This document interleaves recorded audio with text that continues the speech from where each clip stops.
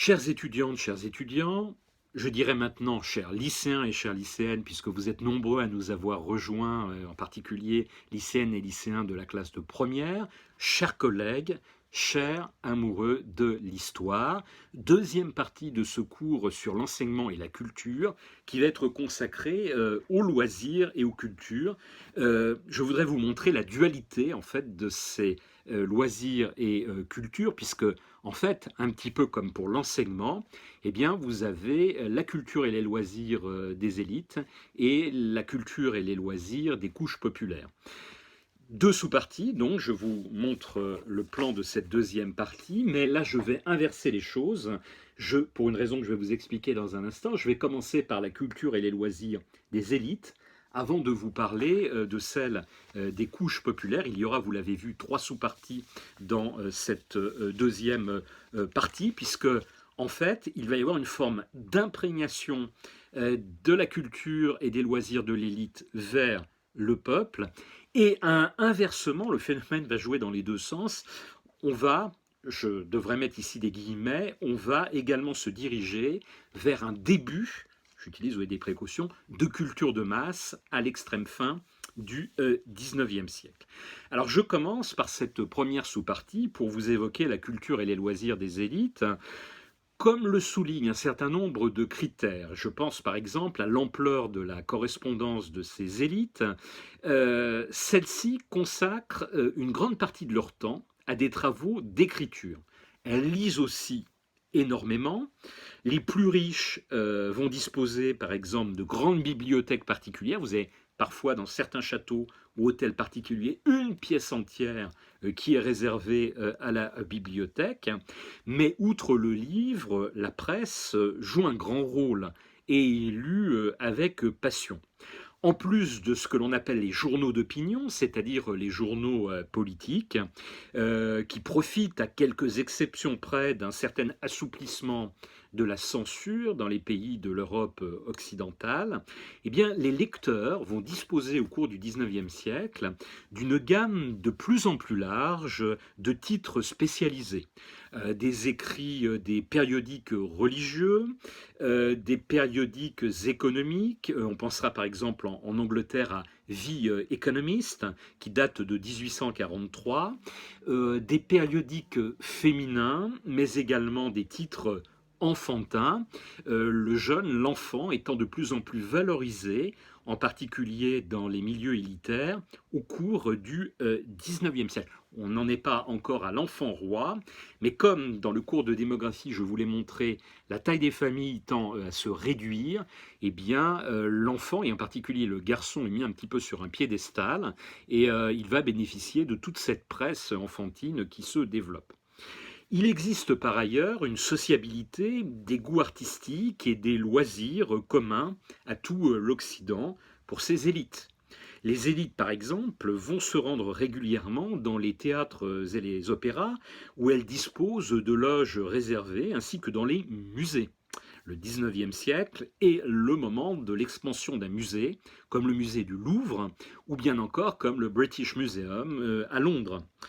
Le tourisme également se développe. Ce sont les Anglais les premiers à l'avoir initié dès la fin du XVIIIe siècle, l'aristocratie britannique, et puis les autres couches sociales en Grande-Bretagne, et puis les Européens continentaux vont s'adonner eux-mêmes au tourisme. Ces élites de toute l'Europe vont se retrouver dans un certain nombre de stations balnéaires. On pense par exemple à Brighton, dans le sud de l'Angleterre.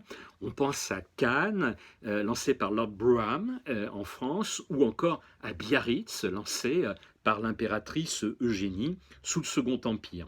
Donc ça, ce sont des stations balnéaires. À côté, vous avez des stations thermales. Vichy, là encore, la reine des villes d'eau, lancée sous le Second Empire à l'initiative du couple impérial et en particulier de l'empereur Napoléon III. La ville de Bade en Allemagne, ou encore la ville d'Ems dont nous avons parlé à propos de la fameuse dépêche, vous vous souvenez, de juillet 1870, qui avait été le facteur déclencheur de la guerre franco-allemande. Mais ces élites se rendent également dans ces fameuses expositions universelles dont je vous ai parlé dans un autre cours, à partir de la Great Exhibition de Londres de 1851. Vous avez ensuite une exposition à Munich, vous en avez une autre à Paris en 1855, une autre à Londres en 1862, de nouveau à Paris en 1867, puis Vienne, puis Paris en 1878, les villes italiennes, Londres de nouveau, Paris en 1889 pour l'exposition du centenaire, Paris en 1900 pour l'exposition bilan du 19e siècle, de nouveau des villes italiennes, en vert, donc vous voyez le panorama de l'Europe développée au travers de ces expositions universelles où se rendent eh bien, un certain nombre de touristes issus de l'élite. Je viens de citer beaucoup Paris, hein, vous vous en êtes rendu compte avec Londres. À cet égard, la capitale française est par excellence la capitale culturelle de l'Europe au XIXe siècle. Elle attire le public cultivé du monde entier. Une opérette d'Offenbach, La vie parisienne, avec le fameux air du Brésilien, vous illustre à merveille dans les années 1860 ce phénomène. Les élites fréquentent également des salons, des sociétés, des cercles, des clubs comme le Jockey Club en France. Le modèle est d'importation britannique et on francisera un petit peu le terme, on parlera de club, mais c'est exactement la même chose. Le Jockey Club dont je vous parlais a été fondé au début de la monarchie de Juillet, en 1834, pour les amateurs, comme son nom l'indique, de courses de chevaux, d'hippisme, de turf, et ça aussi, ça nous vient bien évidemment d'Angleterre, avant que le phénomène du pari de chevaux, donc de course de chevaux, ne gagne l'ensemble de l'Occident. Le sport a pour patrie justement le Royaume-Uni. L'élite britannique lui voue un véritable culte en raison des valeurs que ce sport véhicule, une hygiène de vie, le dépassement de soi, le fameux fighting spirit, l'esprit d'équipe, avec l'engouement bien évidemment pour un certain nombre de sports collectifs que vous connaissez tous, le football et le rugby, qui naît dans l'une de ces public schools, c'est-à-dire de ces écoles privées, attention c'est un faux ami, l'école de rugby en 1823, et c'est ce qui va donner en fait son nom au sport, hein. Ces public schools qui précèdent pour l'élite la fréquentation des grandes universités de Cambridge et d'Oxford, sont vraiment les écoles les plus huppées du Royaume-Uni. Alors j'en viens maintenant à une deuxième sous-partie, je vous remontre le plan pour vous évoquer la culture et les loisirs populaires. Et je vais ici séparer ce qui se passe dans les villes de ce qui se passe dans les campagnes. Dans les sociétés rurales, travail et loisirs s'entremêlent souvent, parallèlement à la sociabilité de l'église ou à celle du débit de boisson. Et d'ailleurs, la sociabilité de l'église et celle du débit de boisson sont souvent très genrées, très sexuées, puisque au fur et à mesure que s'écoule le 19e siècle, dans des pays d'Europe occidentale comme la France, ce sont de plus en plus des publics féminins qui se rendent à l'église et bien évidemment là uniquement des publics masculins qui se rendent dans les débits de boissons. Mais il existe une autre sociabilité, alors là plus féminine, qui va être celle du lavoir, et une sociabilité où hommes et femmes vont se retrouver, c'est celle des travaux des champs, et en particulier d'un temps très fort, qui est le moment de la moisson. La veillée est également l'occasion de chanter ou de raconter des histoires, tout en se livrant à des petits travaux, la couture, le tricot, la fabrication des sabots ou des pipes pour les hommes. Périodiquement également, des fêtes sont organisées. La fête au village est un phénomène très important, bien sûr. Des foires également qui se tiennent très fréquemment dans les gros bourgs. Alors pour la France, une France qui est très administrative, très hiérarchisée depuis la Révolution française dans les chefs-lieux de canton ou les chefs-lieux d'arrondissement. Et donc là, si vous voulez, ça va drainer la population des ruraux. Hein. À l'époque, les moyens de transport sont très limités. Nos paysans ne vont pas prendre le train, bien sûr, pour se rendre à la foire en question. Donc, en général, on a entre 0 et 20 ou 25 km à faire pour aller à cette grande foire, qui peut être mensuelle, qui peut être trimestrielle ou annuelle en fonction des grandes fêtes religieuses. Alors je passe maintenant à la ville. En ville, le peuple dispose de loisirs beaucoup plus variés. On va penser par exemple aux fêtes foraines qui connaissent une grande extension au XIXe siècle.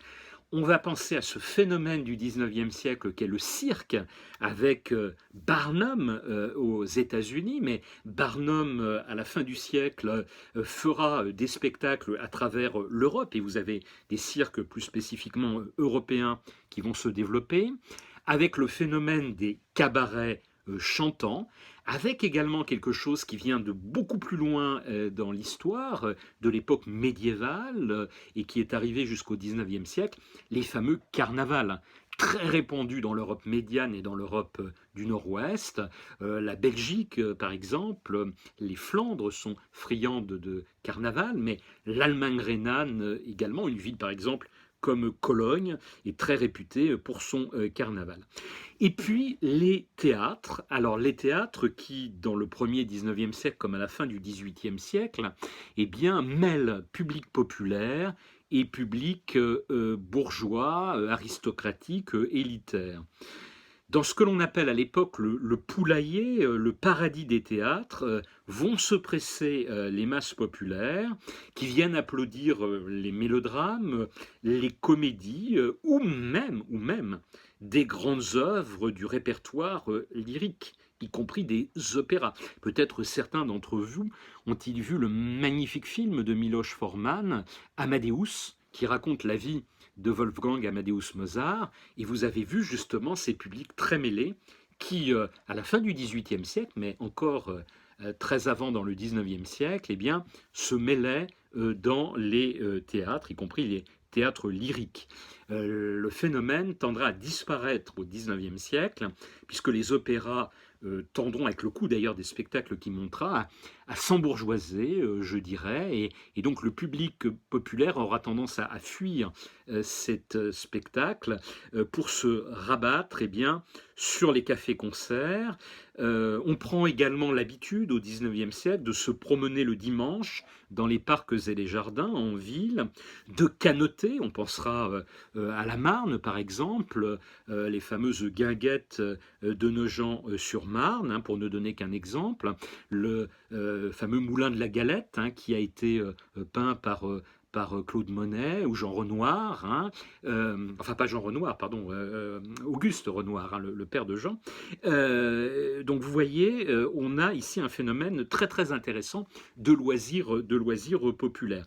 On prend également l'habitude de visiter les musées qui deviennent gratuits pour la plupart au milieu du siècle, et pour ceux qui ont lu Zola, et sinon j'incite les autres bien évidemment étudiants de licence 1 à le faire, vous avez un passage très célèbre de l'Assommoir où est décrit une visite au musée du Louvre, hein, une visite collective de personnes du peuple au musée du Louvre à partir du moment où il est gratuit. On s'investit également, on fait beaucoup de musique dans les couches populaires au XIXe siècle, on s'investit beaucoup dans les chorales, dans les orphéons, dans les fanfares, dans les harmonies municipales. Plusieurs de mes collègues spécialistes ont montré que plusieurs millions de personnes des couches populaires participent à ces orphéons, à ces chorales, à ces harmonies au cours du XIXe siècle. Alors, troisième et dernier temps de cette partie consacrée aux loisirs, hein, je vous remontre le plan, nous nous dirigeons vers une culture de masse. Le second 19e siècle, à partir des années 60 en particulier, indéniablement prépare cet avènement de la culture de masse, même si l'expression ne peut être encore, sauf avec des guillemets, ne peut être employée pour caractériser la période.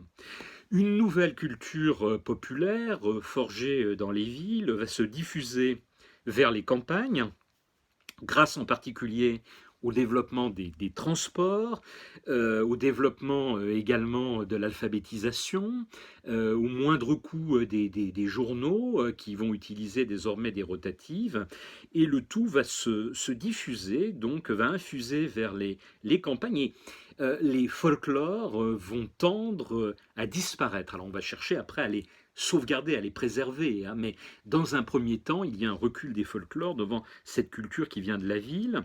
L'écrit, comme je vous le disais, joue un rôle important par l'alphabétisation, l'abaissement du prix de vente des imprimés, la meilleure diffusion de ces derniers. Alors, quelques exemples. Le lancement en Angleterre du Daily Telegraph à un penny, donc abordable pour quasiment toutes les bourses populaires, intervient dès le milieu des années 1850, et avec un décalage d'une dizaine d'années, on va voir le même phénomène dans la France sous le Second Empire, avec le Petit Journal qui va être lancé en 1863 et qui est un journal à 1 sou, c'est-à-dire à 20 centimes. Oui, alors, petit aparté, le franc de l'époque est divisé en 100 centimes, mais les gens prennent l'habitude de compter en sous, et dans un franc, vous avez 5 sous. Donc, c'est très commode à retenir. Si vous voulez, eh bien, le Petit Journal se vend à 1 sou. C'est la naissance de la presse bon marché, de la presse à grand tirage. Le Petit Journal est, selon toute vraisemblance, là encore j'ai des collègues qui l'ont étudié de près, donc je m'appuie sur leurs chiffres, selon toute vraisemblance, le premier quotidien au monde à atteindre le million d'exemplaires vendus quotidiennement, et il le fait en 1887, sous la Troisième République. D'autres titres, bien évidemment du même genre, sont fondés avec un certain décalage, l'Angleterre et la France étant en pointe, à travers toute l'Europe à la fin du XIXe siècle. Alors, grâce à la réduction de leur temps de travail, dont nous avons parlé dans un autre cours,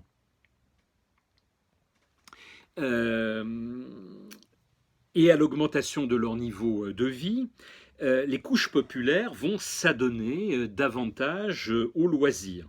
Le cinématographe, inventé par les frères Lumière en 1895, va connaître un succès absolument phénoménal, un succès immédiat. Quant au sport, il est indiscutablement, de tous les loisirs populaires, celui qui connaît le plus spectaculaire essor. Le besoin du peuple de se dépenser rencontre ici les préoccupations hygiénistes et le nationalisme que nous évoquerons dans une prochaine séance.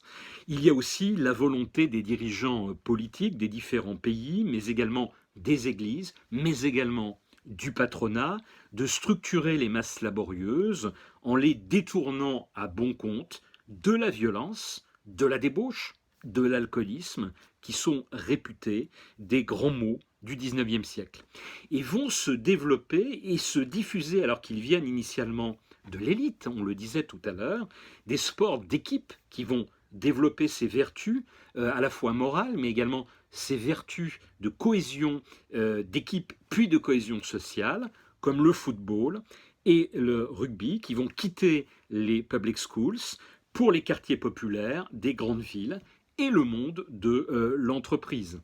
Le cyclisme, la petite reine, eh bien, va se développer à l'extrême fin du XIXe siècle. À partir de la Drésienne, le vélocipède a commencé à se développer dans les années 1860, et on passe à la bicyclette à l'extrême fin du XIXe siècle. Eh bien, dès 1888, le million de pratiquants, le chiffre symbolique du million de pratiquants, est atteint en Europe. La gymnastique, la boxe, les sports de force ou d'adresse connaissent également un très grand succès, et là on peut le relier à l'essor également du nationalisme d'une certaine façon. Alors cependant, et c'est très intéressant pour notre propos, le sport devient aussi dans cette période-là un véritable spectacle avec la professionnalisation des disciplines les plus populaires et l'organisation de grandes compétitions. Le football britannique devient par exemple un sport professionnel et la finale de la Coupe d'Angleterre, la fameuse Cup, attire régulièrement plus de 100 000 spectateurs dans le stade de Wembley à partir de 1901. En 1894, le baron Pierre de Coubertin réinvente les Jeux olympiques qui avaient existé dans l'Antiquité et dont les premiers, par symbole, se dérouleront à Athènes en 1896, donc 2 ans après la recréation par le baron Pierre de Coubertin dans l'amphithéâtre, le grand amphithéâtre de la Sorbonne. Et puis le pli sera pris, le rythme sera pris tous les 4 ans, comme dans l'Antiquité, de les organiser. Les deuxièmes auront lieu en 1900, en pleine exposition universelle de Paris. C'est un trait de génie de Pierre de Coubertin, de profiter, je dirais, de la réunion du public de l'exposition universelle, qui drainait à l'époque un public beaucoup plus grand, bien sûr, que les Jeux Olympiques, 50 millions de visiteurs à l'exposition de 1900, pour que quelques-uns d'entre eux aillent vers les Jeux Olympiques. Les choses se sont un petit peu inversées entre Jeux Olympiques et exposition universelle aujourd'hui. Le cyclisme, qui va lancer ses premières classiques, comme le Paris-Roubaix, mais également le Tour de France, à l'initiative du journal Lotto en 1903.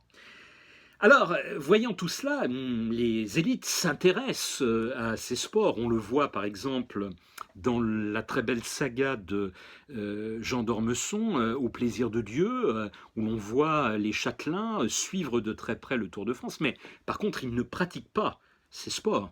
Hein. On ne va plus pratiquer le football à partir du moment où le football devient pratiqué par des ouvriers. Eh bien, les élites vont se démarquer en pratiquant d'autres activités. Un tourisme de plus en plus lointain, ça va être les débuts de l'Orient Express, qui va amener eh bien, les élites occidentales vers Istanbul, en passant par Vienne, par Budapest, par les grandes capitales de l'Europe médiane. Et quand un secteur culturel ou une activité sportive se démocratise, eh bien, les élites vont systématiquement le ou la délaisser au profit d'un autre.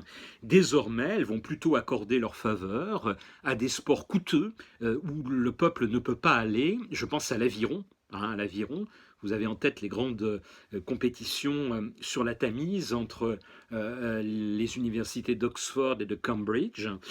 Le golf aussi, qui nécessite tout un équipement. Le lawn tennis, le tennis sur gazon à l'origine en Angleterre.